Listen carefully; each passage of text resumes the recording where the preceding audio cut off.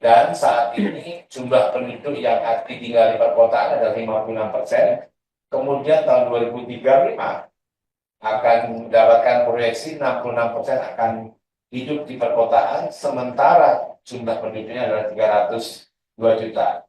Artinya jumlah kebutuhan rumah ini memang harus mendapatkan akomodasi kebijakan.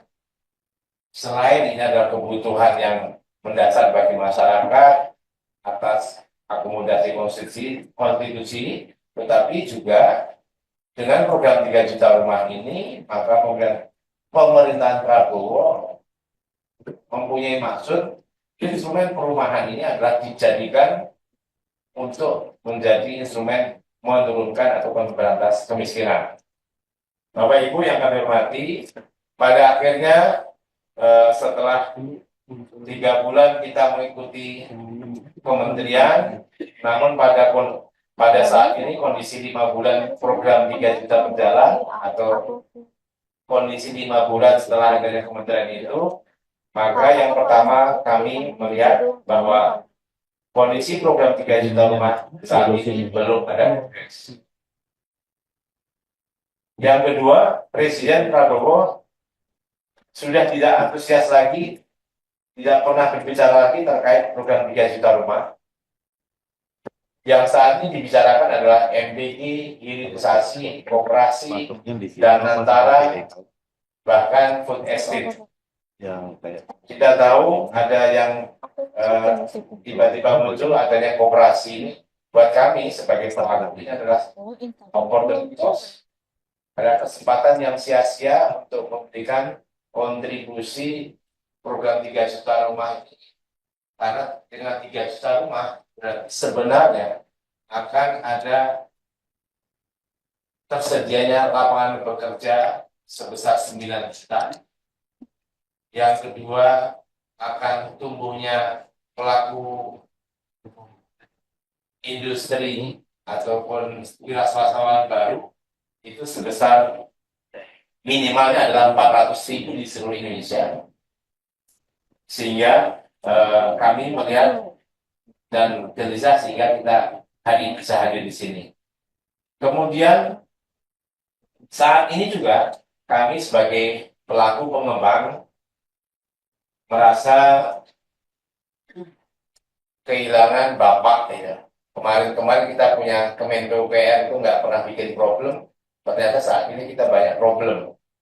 Sehingga kita merasa tidak adanya perlindungan, bahkan juga tidak ada bimbingan. Kemudian pelaku pengembang merasa ketakutan akan kepastian usaha mereka. Yang ketiga adalah tidak ada kenyamanan dalam berusaha karena saat ini developer MBR khususnya itu dicurigai, dikambing hitamkan dan mendapatkan intimidasi. Kontroversi di dalam 5 bulan terakhir ini, yang pertama adalah adanya statement rumah gratis.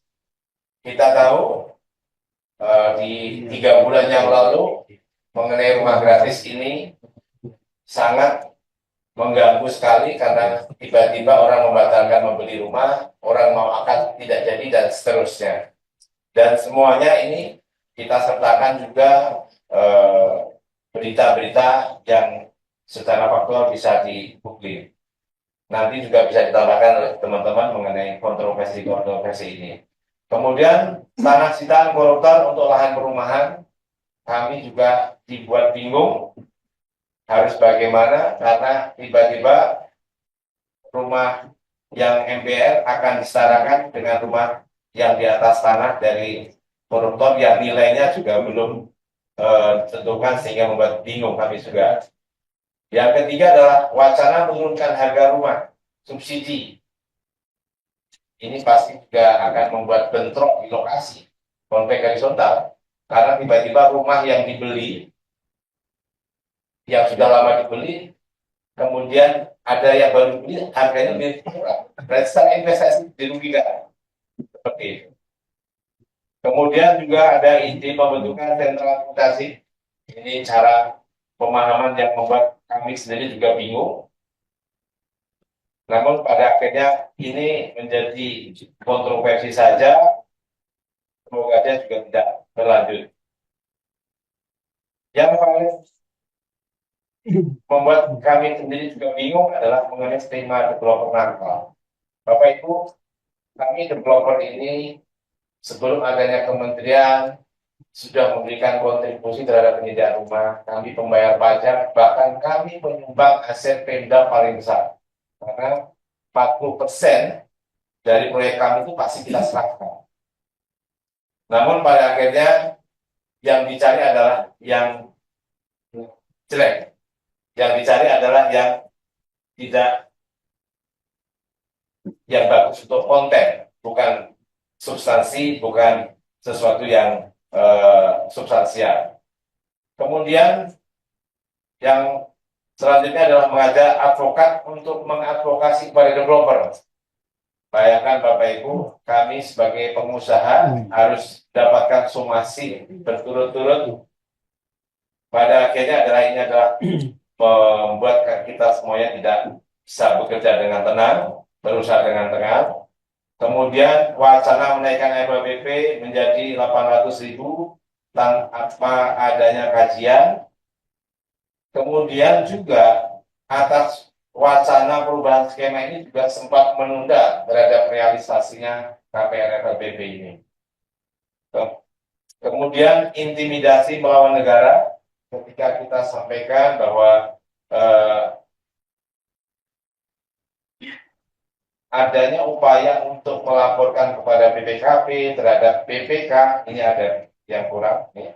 Sehingga ketika kita menyampaikan bahwa FLPP ini bukan sesuatu yang developer tidak pernah menggunakan APBN dan sebagainya, kita mendapatkan cap intimidasi melawan negara, kita semua. Begini. Terakhir, kita pengembang kecil akan disikat, dan itu Bapak Ibu juga bisa melihat di data berikutnya, semuanya kita sertakan link berita maupun videonya, bisa diklik.